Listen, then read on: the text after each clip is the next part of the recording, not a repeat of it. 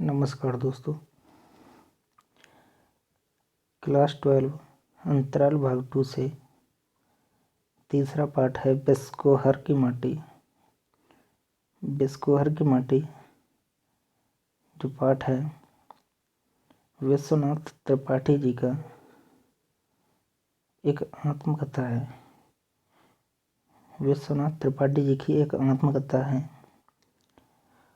जिसमें कि नंगा तलाई एक गांव है, उस गांव का एक अंश, उसका चित्रण यहाँ पे उन्होंने अपनी आत्मकथा के रूप में किया है।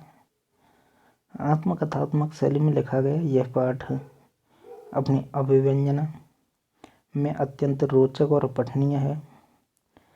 लेखक ने उम्र के कई पड़ाव पार करने के बाद अपने जीवन में माँ, गांव, आसपास के प्राकृतिक परिवेश का वर्णन करते हुए ग्रामीण जीवन शैली, लोक कथा, लोक मान्यताओं को पाठक तक पहुंचाने की कोशिश की है। गांव शहर की तरह सुविधा युक्त तो नहीं होते, बल्कि प्रकृति पर अधिक निर्भर रहते हैं। इस निर्भरता का दूसरा पक्ष प्राकृतिक सौंदर्य भी है, जिसे लेखक ने बड़े मनोयोग से जिया और प्रस्तुत किया है। एक तरफ प्राकृतिक संपदा के रूप में अकाल के वक्त खाई जाने वाली कमल ककड़ी का वर्णन है, तो दूसरी ओर प्राकृतिक विपदा, बाढ़ से बदहाल गांव की तकलीफों का जिक्र है। कमल कोइयाँ हरसिंगार के साथ साथ तोरी, लौकी, भिंडी, भटकटैया, इमली, कदम्ब आदि के फूलों का वर्णन कर लेखक ने ग्रामीण प्राकृतिक सुषमा और संपदा को दिखाया है। तो डोडहा, मजगिदवा, धामिन, गोहुअन, घोरकड़ाइच आदि सांपों, बिच्छुओं आदि के वर्णन द्वारा वह मिश्रित वातावरण का भी निर्माण किया है। ग्रामीण जीवन में शहरी दवाइयों की जगह प्रकृति से प्राप्त फूल पत्तियों के प्रयोग भी आम है, जिसे लेखक ने रेखांकित इस पाठ में किया है। पूरी कथा जो है उसके केंद्र में है कि विस्कोड जो लेखक का गांव है और एक पात्र विश्वनाथ जो लेखक स्वयं विश्वनाथ है। गर्मी, वर्षा, शरद ऋतु में गांव में होने वाली दिक्कतों का भी लेखक के मन पर प्रभाव पड़ा है, जिसका उल्लेख इस रचना में भी दिखाई पड़ता है कि 10 वर्ष की उम्र में करीब 10 वर्ष बड़ी स्त्री को देखकर मन में उठे बसे भावों, संवेगों के अमिट प्रभाव व उसकी मार्मिक प्रस्तुति के बीच संवादों की यथावत आंचलिक प्रस्तुति अनुभव की सत्यता और नैसर्गिकता की द्योतक है। पूरी रचना में लेखक ने अपने देखे और भोगे हुए यथार्थ को प्राकृतिक सौंदर्य के साथ प्रस्तुत किया है। लेखक की शैली अपने आप में अनूठी और बिल्कुल नई है। तो सबसे पहले चलते हैं इसके कुछ महत्वपूर्ण शब्दार्थों पर और जानेंगे इनके शब्दार्थों से इस पाठ में आए कठिन शब्दों को। बसीण, बसीण में तो वो होता है कमल नाल या कमल का तना, बसीण कहलाता है। वहीं कुमुद, कुमुद में होता है जल पुष्प, कुइयाँ या कोकावेली जैसे कहते हैं। सिंघाड़ा एक जल में जो बेल होती है उसमें लगता है, जो कांटेदार फल जो पानी में होता है उसको कहते हैं जल फल, सिंघाड़ा। वहीं बतिया, बतिया में होता है फल का अविकसित रूप जो विकसित नहीं हुआ है उसे कहते हैं बतिया। प्रयोजन, प्रयोजन में उद्देश्य। कतरी, कथरी में होता है बिछौना। साफ, सफाक में होता है साफ और स्वच्छ। इफरात, इफरात में होता है अधिकता। वहीं बीटों, बीटों में होता है टीले या ढूह, टीले या ढूह। बरहा, बरहा में होता है खेतों की सिंचाई के लिए बनाई गई नाली, बरहा कहलाती है। वहीं सुबकनों में से होता है धीमे स्वर में रोना, धीमे धीमे स्वर में रोना, सुबकन। आँख आना में से गर्मियों के मौसम में आँख का रोग होना। वहीं थिरकना, थिरकना में से नाचना, अगाध में भरपूर, आर्द्र में नमी। आइए चलते हैं पाठ पे और जानते हैं इसके महत्वपूर्ण सब पाठ के उद्देश्य को। तो विश्वकोहर की माटी विश्वनाथ त्रिपाठी जी का पूरब टोले के पोखर में कमल फूलते, भोज में हिंदुओं के यहाँ भोजन कमल पत्र पर परोसा जाता। कमल पत्र को पुरैन कहते हैं। कमल पत्र जो होता है उसको पुरैन कहते हैं। कमल के नाल को बसीण कहते हैं। आसपास कोई बड़ा कमल तालाब था, लेवंडी का ताल जिसको बोला जाता था, और अकाल पड़ने पर लोग उसमें से बसीण या कमल ककड़ी खोदकर बड़े बड़े खांचों में सर पर लाद कर खाने के लिए ले जाते थे। कमल ककड़ी को सामान्यतः अभी भी गांव में नहीं खाया जाता। कमल का बीज, कमल गट्ठा जरूर खाया जाता है। कमल से कहीं ज़्यादा बाहर कोइयाँ की थी। कोइयाँ वही जलपुष्प है जिसे कुमुद कहते हैं। इसे कोका बेली भी कहते हैं। शरद में जहाँ भी गड्ढा और उसमें पानी होता, कोइयाँ फूल उठती थी। रेलवे लाइन के दोनों ओर प्राय गड्ढों में पानी भरा रहता। आप उत्तर भारत में इसे प्राय सर्वत्र पाएंगे। विश्वनाथ त्रिपाठी स्वयं थे लेखक। उन्होंने बहुत दिनों समझते थे कि कोइयाँ सिर्फ हमारे यहाँ का फूल है। एक बार वैष्णो देवी दर्शनार्थ गए, देखा ये पंजाब में भी रेलवे लाइन के दोनों तरफ खिला था, अनवरत और निरंतर। शरद की चांदनी में सरोवरों में चांदनी का प्रतिबिंब और खिली हुई कोइयाँ की पत्तियाँ एक हो जाती हैं। इसकी गंध को जो पसंद करता है वही जानता है कि वह क्या है। इन्हीं दिनों तालाब में सिंघाड़ा आता। सिंघाड़े के भी फूल होते हैं, उजले, और उनमें गंध भी होती है। विश्वनाथ को सिंघाड़े के फूलों से भरे हुए तालाब से गंध के साथ एक हल्की सी आवाज़ भी सुनाई देती थी। वे घूम घूम कर तालाबों से आती हुई वह गंध मिश्रित आवाज़ सुनते। सिंघाड़ा जब बतिया छोटा दूधिया होता तब उसमें वह गंध भी होती है। और शरद में ही हरसिंगार फूलता। पितृपक्ष या कहते हैं पितृपक्ष जैसे में मालिन दाई घर के दरवाजे पर हरसिंगार की राशि रख जाती थी तो खड़ी हुई बोली गांव की बोली में कुरई जात रही।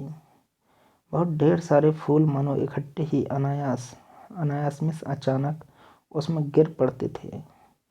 कुरई देना है तो सकर्मक, लेकिन सहजता आक्रामक की है।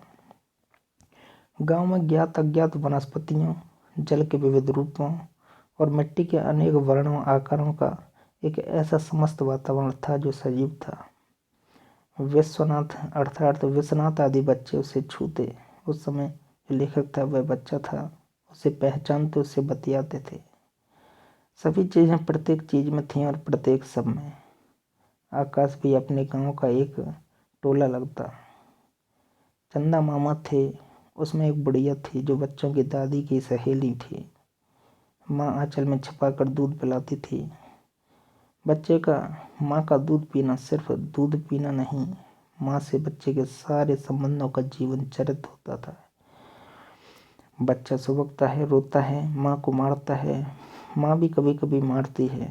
बच्चा चिपटा रहता है, माँ चिपटाए रहती है। बच्चा माँ के पेट का स्पर्श गंध भोगता रहता है, पेट में अपनी जगह जैसे ढूंढता रहता है। विश्वनाथ ने एक बार जोर से काट लिया। माँ ने जोर से थप्पड़ मारा, फिर पास में बैठी नाउन से कहा दांत निकाले हैं, टीसत हैं। बच्चे दांत निकलते हैं तब हर चीज़ को दांत से यूं ही काटते हैं, वही टीसना है। चांदनी रात में खटिया पर लेटी माँ बच्चे को दूध पिला रही है। बच्चा दूध ही नहीं, चांदनी भी पी रहा है। चांदनी भी माँ जैसी ही पलक स्नेह ममता दे रही है। माँ के अंक से लिपटकर माँ का दूध पीना जड़ के चेतन होने यानी मानव जन्म लेने की सार्थकता है। पशु माताएं भी यह सुख देती पाती होंगी और पक्षी अंडज। यह विश्वनाथ ने बहुत बाद में देखा समझा। दिलशाद गार्डन के डियर पार्क में तब बतखें होती थीं। बतख अंडा देने को होती तो पानी छोड़कर जमीन पर आ जाती। इसके लिए एक सुरक्षित कांटेदार बाड़ा था। देखा एक बतख कई अंडों को से रही है मतलब अंडों के ऊपर बैठ के उनको अंडों को सेती है। तो पंख फुलाए उन्हें छिपाए है, दुनिया से बचाए है। एक कौवा थोड़ी दूर ताक में, बतख की चोंच सख्त होती है, अंडों को खोल नाजुक। कुछ अंडे बतख माँ के डैनों से बाहर छिटक जाते हैं। बच्चे उन्हें चोंच से इतनी सतर्कता कोमलता से डैनों के अंदर फिर छुपा लेती कि बस आप देखते रहिए, कुछ कह नहीं सकते से शारद भी नहीं बयां कर सकते। और माँ की निगाह कौवे की ताक पर भी है। कभी कभी वह अंडों को बड़ी सतर्कता से उलटती पलटती भी है। किसने दी विश्वनाथ की माँ और बतख की माँ को इतनी ममता? जैसे पानी बहता है, हवा चलती है, वैसे ही माँ में बच्चे की ममता। प्रकृति में ही सब कुछ है। जड़ चेतन में रूपांतरित होकर क्या क्या अंतर बाह्य गढ़ता है, लीलाचारी होता है। गुरुवर हजारी प्रसाद द्विवेदी जी प्राय कहते हैं कि क्या यह सब बिना किसी प्रयोजन के है, बिना किसी कारण के होता है क्या यह सब, बिना किसी उद्देश्य के होता है क्या यह सब? अर्थात नहीं होता। जो माँ की जो ममता है वह उन पर दिखाई देती है। होगा कोई महान निहित उद्देश्य या प्रयोजन, लेकिन अभी तो बुश ब्लेयर ने इराक फतेह किया, कहा माँ का बच्चे को दूध पिलाना और कहा बतख का अंडा सेना। विश्वनाथ पर अत्याचार हो गया। जब वह दूध पीने वाले ही थे कि छोटा भाई आ गया। विश्वनाथ दूध कटा हो गए, उनका दूध कट गया। माँ के दूध पर छोटे भाई का कब्जा हो गया। छोटा भाई हुमक हुमक कर अम्मा का दूध पीता और विश्वनाथ गाय का बेस्वाद दूध। कसेरन दाई पड़ोस में रहती थी। विश्वनाथ को उन्होंने पाला पोसा। सुई की डोरी से बनी हुई कथरी सुजनी कहलाती है। साफ स्वच्छ सुजनी पर कसेरन दाई के साथ लेटे 3 बरस के विश्वनाथ चांद को देखते रहते। लगता है उसे हाथ से छू रहे हों, उसे खा रहे हैं, उससे बातें कर रहे हैं। वह धुक धुक करके चलता रहता, बादल में छिप जाता, फिर उसमें से निकल आता। इमली के छतनार पेड़ के अंतरालों से चनकर चांदनी के कितने टुकड़े बिखरते। शीशम की फुनगी को चांदनी कैसे चूमती। अर्थात यहाँ पर लेखक ने अपने बचपन के बारे में बताया। आगे वो कहते हैं, एक बचपन को महसूस करते हुए बहुत ही मार्मिक रूप में कि फूलों की बात हो रही थी कि कमल कोइयाँ हर श्रृंगार की, लेकिन ये तो फूल हैं और फूल कहे जाते हैं। ऐसे कितने फूल थे जिनकी चर्चा फूलों के रूप में नहीं होती, और हैं वे असली फूल। तोरी, लौकी, भिंडी, बटकटैया, इमली, अमरूद, कदम, बैगन, कोहंडा, काशीफल, शरीफा, आम के बोर, कटहल, बेला, चमेली, जूही वाला बेला नहीं, अरहर, उड़द, चना, मसूर, मटर के फूल, सेमल के फूल। कदम के फूलों से पेड़ लदबदा जाता। कृष्ण जी उसी पर झूलते थे। झूला पड़ा कदम की डाली, नंदक नंद कदम्बक तर। क्या कदम और भी देशों में होता है? मुझे तो लगता है कि कदम का दुनिया भर में एक ही पेड़ है, विस्कोहर के पक्षियों टोला में ताल के पास। सरसों के फूल का पीला सागर लहराता हुआ खेतों में तेल की गंध, जैसे हवा उसमें अनेकों रूप में तैर रही हो। सरसों के अनवरत फूल खेत सौंदर्य को कितना पावन बना देते हैं। विश्वनाथ के गांव में एक फल और बहुत इफरात होता था, उसे भरबंडा कहते थे। उसे ही शायद सत्यानाशी कहते हैं। नाम चाहे जैसा हो, सुंदरता में उसका कोई जवाब नहीं। अर्थात उसे सत्यानाशी कहते थे, लेकिन भरबंडा कहते थे, लेकिन उसका सुंदरता में कोई जवाब नहीं था। फूल पीली तितली जैसा, आंखें आने पर माँ उसका दूध आँख में लगाती और दूबों के अनेक वर्णित छोटे छोटे फूल। बचपन में इन सब को चखा है, सूंघा है, कानों में खोसा है। और देखिए धान गेहूँ जौ के फूल भी होते, जीरे की शक्ल में भुट्टे का फूल। धान के खेत और भुट्टे की गंध, जो नहीं जानता उसे क्या कौन समझाए। वो कहते हैं कि फूल खिले, अर्थात फूल खिले खिले फूल, धान फूल, कोदो फूल, कुटकी फूल खिले। फूल खिले खिले फूल, गोभी फूल, परवल फूल, करेला, लौकी, खेकसा, मिर्ची फूल खिले। फूल खिले फूल, खीरा फूल, तोरई फूल, महुआ फूल खिले। ऐसी हो बारिश खूब फूल खिलें। तो नवल शुक्ल जी ने भी यहाँ पर इन फूलों के बारे में कुछ वर्णन कर दिया है कि विभिन्न प्रकार के फूल खिलते हैं और वो हमारे लिए कितना उपयोगी साबित होते हैं। आगे कवि कहते हैं कि घास पात से भरे मेड़ों पर, मैदानों में, तालाब के भेंटों पर नाना प्रकार के सांप मिलते हैं। सांप से डर तो लगता था, लेकिन वे प्राय मिलते दिखते थे। डोंडोहा और मजगिदवा विषहीन थे, अर्थात उनमें जहर नहीं होता है। डोंडोहा को मारा नहीं जाता, उसे सांपों में वामन जाति का मानते थे, अर्थात सांपों में वामन जाति के मानते थे। दामिन भी विषहीन है, दामन जैसे बोलते हैं, लेकिन वह लम्बी होती है। मुंह से कुछ पकड़कर पूंछ से मार दे तो अंग सड़ जाए, अर्थात तो उस अगर पूंछ से मार देती है तो व्यक्ति का अंग सड़ जाता है, ऐसा कहते हैं। और सबसे खतरनाक होता है गोहुअन, जिसे हमारे गांव में फेंटारा कहते थे। और उतना ही खतरनाक घोर कड़ाइच, जिसे काट लेने पर आदमी घोड़े की तरह हिन ना कर मरे। फिर भटैया, जिसके 2 मुंह होते हैं। आम, पीपल, केवड़े की झाड़ी में रहने वाले सांप बहुत खतरनाक होते हैं। अजीब बात है कि सांपों से भय भी लगता है और हर जगह अवचेतन में डर से ही सही उनकी प्रतीक्षा भी करते थे। छोटे छोटे पौधों के बीच में सरसराते हुए सांप को देखना भी भयानक रस हो सकता है, अर्थात डर जाते थे।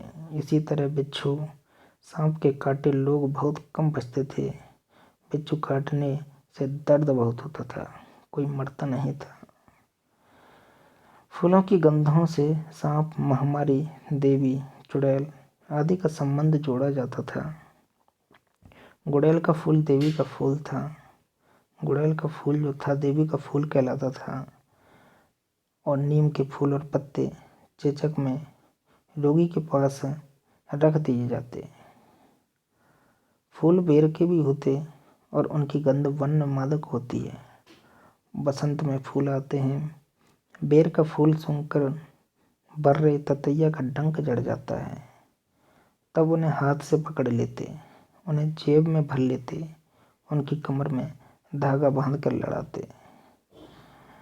खूब गर्मी चिलचिलाती पड़ती, घर में सबको सोता पाकर चुपके से निकल जाते। दोपहरिया का नाच देखते। गर्मी में कभी कभी लू लगने की घटनाएं सुनाई पड़ती। तब क्या माँ लू से बचने के लिए धोती या कमीज से गांठ लगाकर प्याज बांध देती। लू लगने की दवा थी कच्चे आम का पन्ना। भूनकर गुड़ या चीनी में उसका शरबत पीना, देह में लेपना, नहाना। कच्चे आम को भूने उबाल कर उससे सेड़ धोते थे। कच्चे आमों के झोर पेड़ पर लगे देखना। कच्चे आम की हरी गंध, पकने से पहले ही जामुन खाना, तोड़ना, यह गर्मी की बहार थी। कटहल गर्मी का फल और तरकारी भी है। वर्षा ऐसे सीधे एकाएक नहीं आती, अचानक नहीं आती थी। पहले बादल घिरते गड़गड़ाहट होती, पूरा आकाश बादलों से ऐसा घिर जाता कि दिन में रात हो जाती। चढ़ा आषाढ़ गगन घन गाजा, घन घमंड गर्जित घनघोरा, और कंपित जगम नीड़ विहंगम। वर्षा ऐसी ऋतु है जिसमें संगीत सबसे ज़्यादा होता है, तबला, मृदंग और सितार का। जो उसने लिखा है कि बजा रहा है सितार पानी, और वर्षा ऐसे नहीं आती हुई दिखलाई पड़ती थी। मेरे घर की छत से जैसे घोड़ों की कतार दूर से दौड़ी हुई चली आ रही हो, आर पार और पास। अब नदी पर वर्षा, अब डेघर पर, अब बड़की बगिया पर, अब पड़ोस घर में टप टप टप। आंधी चले तो टीन छप्पर उड़े, कई दिन लगातार बरसे तो दीवार गिरे और घर दसके बढ़िया आवे। भीषण गर्मी के बाद बरसात में पुलकित कुत्ते, बकरी, मुर्गे मुर्गी भौं में छू छू करते मगन बेमतलब इधर उधर भागे थिरके। तो पहली वर्षा में नहाने से दाद खाज फोड़ा फुंसी ठीक हो जाते, लेकिन मछलियाँ कभी कभी उबस के मांजा अर्थात फैन लगने से भी मर जाती। राजा दशरथ राम के विरह में ऐसे व्याकुल कि मांझा मनो मीन कह व्यापा।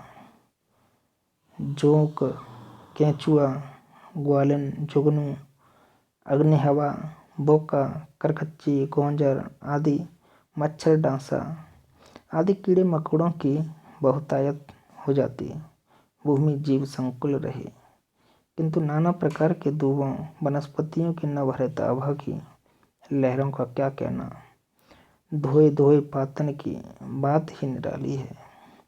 अर्थात उन्होंने प्रकृति को बहुत ही करीब से देखा, समझा और जाना था। खास करके गांव के वातावरण का लेखक ने बहुत ही एक सटीक चित्रण किया है। फिर गंदगी, कीचड़, बदबू की लदर पदर, बाढ़ आवे, सिवान खेत खलिहान पानी से भर जाए तो दिशा मैदान की भारी तकलीफ। जलावन की लकड़ी पहले ना इकट्ठा कर ली तो गीली लकड़ी गीले कंडे से गड़ धुएं से बढ़ जाए। बरसात के बाद विस्कोहर की धरती, सिवान, आकाश, दिशाएं, तालाब, बूढ़ी राप्ती नदी निखर उठते थे। धान के पौधे झूमने लगते, भुट्टे, चरी, सनई के पौधे, करेले, खीरे, कांकर, भिंडी, तोरी के पौधे, फिर लताएं। शरद में फूल, तालाब में शैवाल या जैसे सेवार कहते हैं, उसमें नीला जल, आकाश का प्रतिबिंब। नीले जल के कारण तालाब का जल अगाध लगता। स्नान करने से आत्मीय शीतलता और विशुद्धता की अनुभूति होती। तालाबों का नीला प्रसन्न जल, विश्वनाथ को लगता कि अभी इसमें से कोई देवी देवता प्रकट होगा। खेतों में पानी देने के लिए छोटी छोटी नालियाँ बनाई जाती, उसे जैसे बराह कहते थे। उसमें से जल सुरीला शब्द करता हुआ शाही शान से बहता, जैसे चांदी की धारा रेंग रही हो। उस पर सूर्य की किरणें पड़ती। जाड़े की धूप और चैत की चांदनी में ज़्यादा फर्क नहीं होता। बरसात की भीगी चांदनी चमकती तो नहीं, लेकिन मधुर और शोभा के भार से धुबी ज़्यादा होती है। वैसे ही विस्कोहर की वह औरत पहली बार उसे बढ़ने में एक रिश्तेदार के यहाँ देखा। विश्वनाथ की उम्र उससे काफ़ी कम है, ताज्जुब नहीं 10 बरस कम हो। विश्वनाथ 10 से ज़्यादा के नहीं थे। देखा तो लगा चांदनी रात, बरसात की चांदनी रात में जूही की खुशबू आ रही है। विस्कोर में उन दिनों विश्वनाथ संतोषी भैया के घर बहुत जाते थे। उनके आंगन में जूही लगा था जूही लगी थी, उसकी खुशबू प्राणों में बसी रहती थी, अर्थात जूही का फूल। यूँ भी चांदनी में सफ़ेद फूल ऐसे लगते मानो पेड़ों लताओं पर चांदनी ही फूल के रूप में दिखाई पड़ रही है। चांदनी भी प्रकृति, फूल की प्रकृति और खुशबू भी प्रकृति। वो औरत विश्वनाथ को औरत के रूप में नहीं, जूही की लता बन गई चांदनी के रूप में लगी, जिसके फूलों की खुशबू आ रही थी। प्रकृति सजीव नारी बन गई थी और विश्वनाथ उसमें आकाश, चांदनी, सुगंध सब देख रहे थे। वह बहुत दूर की चीज इतने नजदीक आ गई थी कि सौंदर्य क्या होता है, तदाकार परिणति क्या होती है, अर्थात उसके आकार की अनुभूति क्या होती है, जीवन की सार्थकता क्या होती है, यह सब बाद में सुना, समझा, सीखा, सब उसी के संदर्भ में था। वह नारी मिली भी, विश्वनाथ आजीवन उससे शर्माते रहे। उसकी शादी विस्कोहर में ही हुई। कई बार मिलने के बाद, बहुत हिम्मत बांधने के बाद उस नारी से अपनी भावना व्यक्त करने के लिए कहा कि जे तुम्हें पाई जाई ते जरूरे बोराए जाई, अर्थात जो तुम्हें पा जाएगा वह जरूर ही पागल हो जाएगा।